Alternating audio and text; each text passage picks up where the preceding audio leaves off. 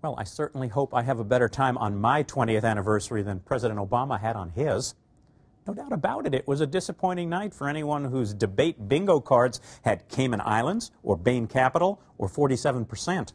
And it was a totally sober night for anyone whose drinking games depended on hearing words like self-deportation, or reproductive rights, or even tax returns. Which is too bad, because there were a lot of Democrats out there who could have used a stiff drink on Wednesday night. Of course, they got the next best thing on Friday morning. Good new jobs numbers and an unemployment rate down to 7.8%, the lowest it's been in almost 4 years. That's right, we have finally climbed out of the George W. Bush commemorative job hole. Will any Republican even pretend to be happy about that? You know, for the country's sake? Anyway, about the debate. It was a strong night for Mitt Romney, and boy, did he need one.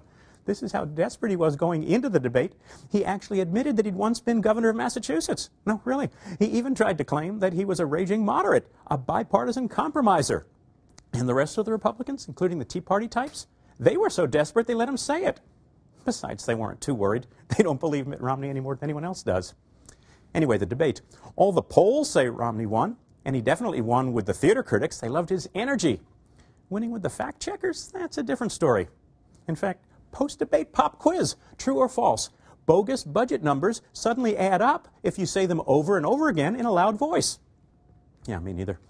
So this was my favorite Romney non-fact when he tried to squirm out of his plan for that $5 trillion tax cut, since he has no idea how he'd pay for it without exploding the deficit.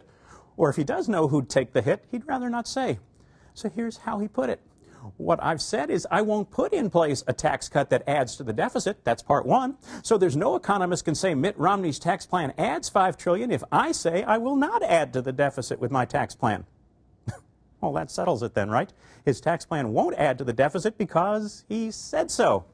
Feel better now? Yeah, me neither.